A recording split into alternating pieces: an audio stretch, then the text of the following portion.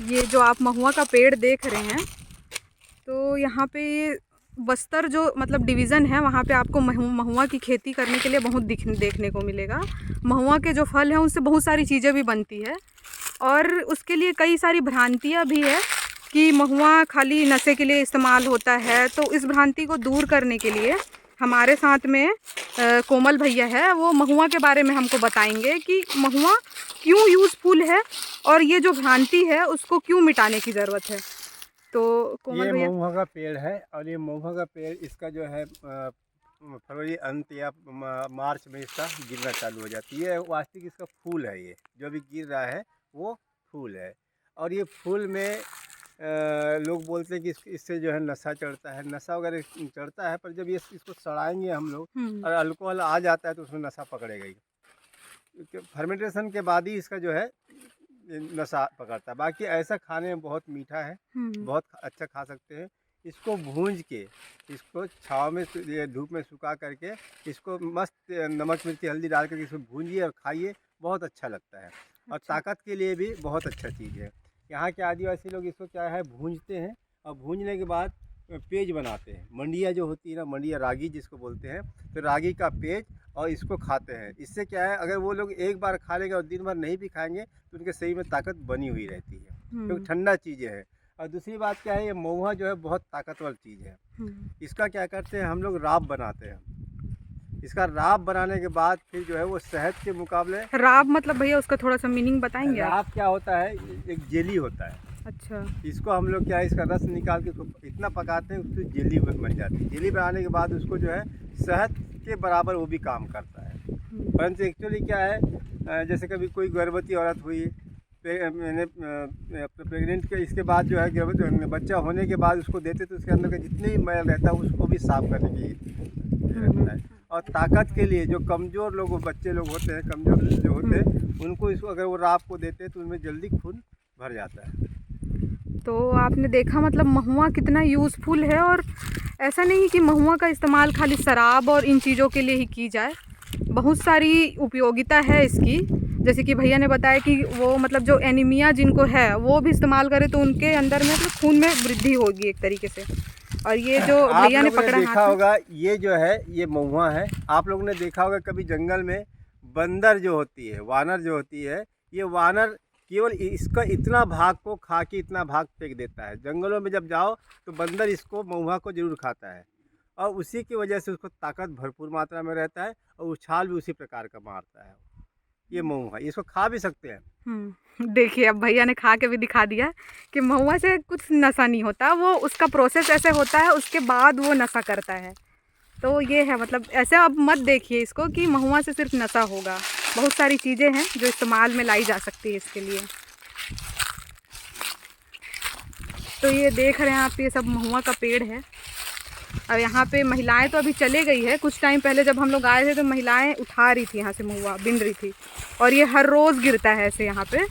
तो ये जो महुआ का सीज़न है कितने महीने लग चलता है भैया लगभग? बस 1 महीने के अंदर खत्म हो जाएगा। 1 महीने तक, मार्च तक चलता है ना? मार्च तक, 1 अप्रैल तक जाएगा। तो ये लगातार रोज़ गिरता है ऐसे?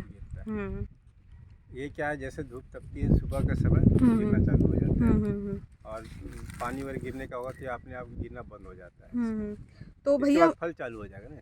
हाँ, तो ये जो ग्रामीण होते हैं तो महुआ का शराब के अलावा और क्या क्या इस्तेमाल में लेके आते हैं इसको? जो है पहले सुखा के रखते हैं, सुखा के रखने के बाद फिर जो है उसको भूंज के खाते हैं मंडिया पेज के साथ। अच्छा। गर्मी का दिन जब आएगा अभी जून जुलाई में या बरसात में, ये लोग इसको भूंज के खाते हैं। कहना है कि महुआ का जो है जो सूखा हुआ महुआ रहता है उसको और इमली का बीज को दोनों को पकाते हैं, और पकाने के बाद इसका लड्डू भी बनता है। अच्छा, लड्डू भी खा सकते हैं। अच्छा, लड्डू भी खा सकते हैं। तो बहुत पौष्टिक आहार है। तो एक तरीके से व्यवसाय के रूप में भी डेवलप हो सकता है अगर इस पे अच्छा से अभी ध्यान दिया जाए। एसएचजी वाले जो महिला समूह वाले इसके लड्डू बना रही हैं। अच्छा। और महुआ के ऊपर बहुत सारा काम चल रहा है ना। कोशिश जारी है कि इसकी दारू ना बनाते, शराब ना बनाते हुए लोग ऐसा उपयोग करें, क्योंकि शराब पी के यहाँ बहुत सारे परिवार नष्ट हो गए हैं। पोषक तत्वों में इस्तेमाल करें।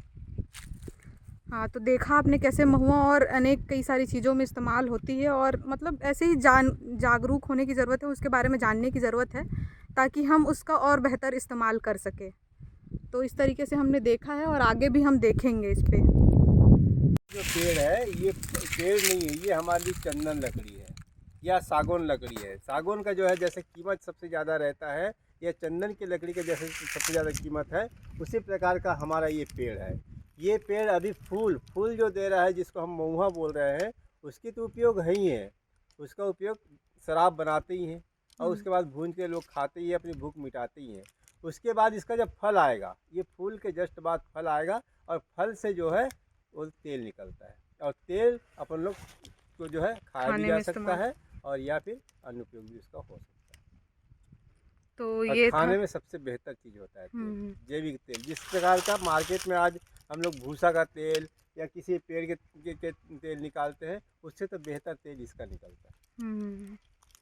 कितने टाइप के अचार बना लेते हो? मैं सभी प्रकार के अचार बना लेती हूँ। तो मतलब कौन कौन से अचार बना लेते हो आप? अभी टमाटर, केव कांदा। तो दीदी हमको अचार के बारे में बता रही थी, वो कितने टाइप के अचार बना लेती है। तो सबसे पहले दीदी मतलब कौन कौन से अचार बना लेते हो वो आप बताइए वो चीज़। टमाटर, केव कांदा, इमली, खट्टा बाजी का और सभी प्रकार का अचार बना लेती हूँ। सभी प्रकार का। तो मतलब कैसे आपने शुरू किया था और सीखा कहाँ आपने, कहाँ से सीखा इसको बनाना? और मैं पहले सुकमा में रहती थी, मेरा शादी दंतेवाड़ा में हुआ है। हाँ। वहाँ मैं तेलुगु लोग के साथ देख देख के सीख गई।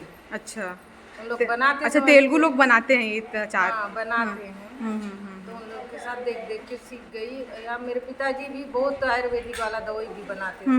वो भी पहले टीचर में थे, रिटायरमेंट होने के बाद वो कुछ दवाई भी बनाते थे आयुर्वेदिक वाला, उनके देख देख के मैं भी अपना सीख ली। अच्छा, तो इस तरीके से आपने सीखा है मतलब अचार कैसे बनाना है। पहले तो वो तेलुगु लोगों से और कुछ पिताजी से जड़ी बूटी जो वो बनाते थे उससे सीखा है। तो अभी ये देख रहे हैं, ये हमारे पास में अचार का डिब्बा रखा भी हुआ है। दीदी ये कौन सा अचार है? ये टमाटर का अचार। अच्छा, ये टमाटर का अचार है। केव कांदा का अच्छा, अचार। ये केव कांदा का अचार है ना। और साथ में हमारे पास में और डिब्बे रखे हुए हैं जिसमें कई टमाटर के अचार हैं और किसके अचार थे? खट्टा भाजी का अचार, इमली का अचार, बोहार उहार का बना लेते हैं। अभी तो फला नहीं है, उसको नहीं बनाए हैं अभी। बना देंगे। मैं अकेली हो रही थी, मेरे साथ एक और जोड़ ली हूँ। अच्छा, दोनों मिलकर बनाएंगे हम लोग। तो हाँ, तो ये दीदी है हमारे साथ में, ये दीदी भी इनकी मदद करती है। तो ये दीदी भी इनके साथ में मिलके अचार बनाती है। तो दीदी आपने कब से इनके साथ में ज्वाइन किया, कब से शुरू किया है? मैं कल परसों से मेरे अच्छा। साथ जुड़ो और बनाओ, मेरे को आता है, आपको भी सिखा दूंगी ऐसे बोले। फिर चलो ठीक है, आप समूह का नाम होगा ये सब। केव कांदा खोदने गए थे, जंगल में दोनों साथ में मिलके हम लोग कभी खोदे लाए। अच्छा, सब चीज बनाना है बोल के छीले, फिर उसको घी से मतलब उसका फोटो भी हम लोग नहीं खींच पाए। बाद में हम लोग को याद है, खोदते समय अचार बनाते समय का भी हम लोग फोटो भेज देंगे। फिर इनके साथ मैं भी सीख रही हूँ। तो दीदी ये जो संस्था है, मतलब जो ये संस्था है, उससे आप कब जुड़े थे? मैं पिछले साल से जनवरी से जुड़ी हूँ। वो मतलब चुनरी बनाना, चुनरी बनाते थे और ऐसी थोक में दे देते थे, उसी से जुड़ी हूँ। मतलब समूह में नहीं जुड़ी थी, फिर इन लोग बोले जुड़ लेना बोल के। अच्छा, तब जुड़ गई। तो मतलब उन्होंने बताया कि, और इसके बाद में अचार को इस तरीके से बिजनेस के रूप में चलाने का आइडिया किसका था? अचार को आप बनाओ और बिजनेस के रूप में उसको वो करे। सर। अच्छा, तोमर सर। हाँ। तोमर सर। अच्छा, तोमर सर ने आपको गाइड किया कि आप अचार बनाइए और हम उसको सेल करेंगे। हाँ, तो वो आप मतलब आपको जिन्होंने गाइड किया उन सर का नाम कोमल है ना? कोमल। तो कोमल सर ने आपको बताया कि आप अचार बना के उसको बिजनेस की तरह सेल कर सकते हैं। तो अभी जब से आपने अचार बनाना शुरू किया है तो कहाँ कितने लोगों को सेल कर चुके हैं अभी तक के?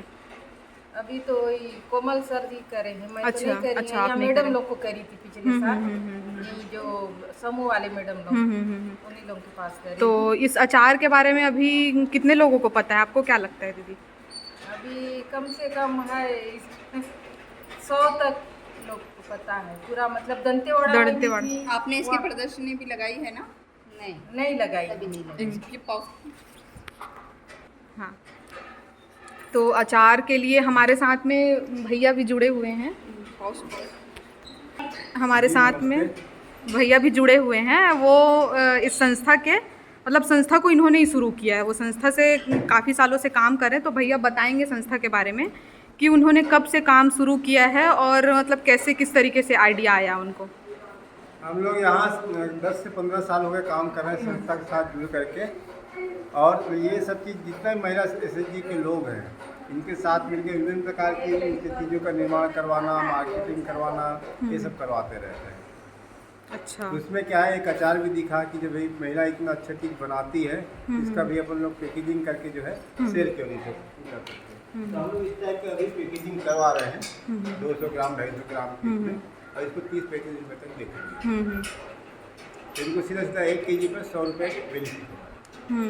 तो भैया आप इसको कहाँ सेल करेंगे अभी, मतलब ऐसा कुछ सोचा है कि? अभी हम लोग तो पहली बात तो डोर टू डोर जाएंगे, महिलाएं जाएंगी डोर टू डोर। इससे अच्छा। क्या है, इनका एक विज्ञापन भी होगा और लोग पहचानेंगे भी नहीं, और उसके बाद होटल में और ढाबा वगैरह। यानी लोकल में पहले जनरली यही आसपास भी सप्लाई करेंगे, उसके बाद जब ज़्यादा ये मांग होगी तो फिर बाहर भी सप्लाई करेंगे। तो जैसे कि रायपुर में इसको पिच करने की बारी आई तो रायपुर में आप इसको कैसे वो लेके जाएंगे? यहाँ से हम लोग बाई बस जाती है, यहाँ से बस से भेजेंगे, वहाँ मिल जाएगा।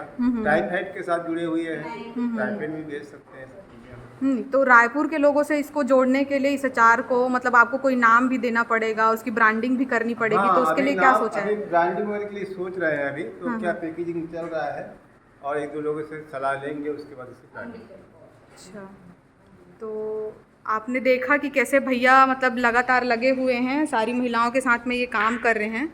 सिलाई का भी काम एक तरीके से दंतेवाड़ा में इन्होंने ही शुरू किया था और महिलाओं को उन्होंने दिशा दी है। ये जो आप देख रहे हैं कि महिलाएं काम कर रही हैं, तो एक तरीके से उनको पता है, सब चीज़ करने आता है उनको, लेकिन एक दिशा नहीं थी। तो ये आप सब देख रहे हैं कि कैसे वो भैया काम कर रहे हैं। ये गोबर से दिया है, हाँ। दिया बन रहा है, गोबर से महिलाएं बना रही हैं। जी जी। और इसकी भी मार्केटिंग कर रहे हैं। तो ये अभी लोकल मार्केट में ही बेचते हैं भैया दिया, ये जो? ये रायपुर छत्तीसगढ़ के अंदर ही मिलेगा आपको। तो सरकार के तरफ से आपको कोई सपोर्ट मिलता है कि नहीं इसके लिए? सपोर्ट मिलता है इसमें। इसमें हम लोग को क्या है, बनाने के लिए जो खर्चा लगता है वो सरकार की तरफ से सपोर्ट मिलता है। सरकार की मेन सपोर्ट तो सरकार के ही शासन का ही है। अच्छा। तो सरकार आपको कुछ फंड देती है? हाँ जी। तो फंड के लिए आप मतलब कोई प्रोजेक्ट वगैरह प्रिपेयर करके उनके सामने अभी प्रपोज? क्या है, ये जितने भी SHG है समूह है, तो ग्राम संगठन से भी इनको पैसा मिलता है और बैंक भी इनको पूरी मदद करती है, बिना ब्याज का पैसा देती है NRLM की तरफ से। अच्छा, NRLM की तरफ से होता है ये। तो मतलब दंतेवाड़ा में भैया और कौन कौन सी संस्थाएं हैं जो ऐसा काम कर रही है? यहाँ बहुत सारी हैं, यहाँ कपड़ा भी बुनाई होता है और सब्जी का भी सेल करते हैं महिलाएं, और ये विभिन्न प्रकार की चीज़ें बनाती हैं। रंगोली बना रही हैं भी महिलाएं, कार्मिक महिलाएं जो है जैविक रंगोली फूलों से जो है अच्छा। उसका रस निकाल के रंगोली ये बना रही है, गुलाल बना रही है। फिर अपने महुआ से उत्पाद बना रही है, बहुत सारे महुआ के लड्डू बना रही है। तो आपने मतलब देखा है कि किस तरीके से भैया लगातार मतलब जो यहाँ की प्रोडक्टिव चीज़ें हैं उनको एक दिशा देने का काम कर रहे हैं। और आगे जब हम जाएंगे तो और भी जो महुआ का निर्माण कैसे होता है, रंगोली कैसे बनता है, उस पर भी हम बातचीत करेंगे। तो तब तक के लिए धन्यवाद।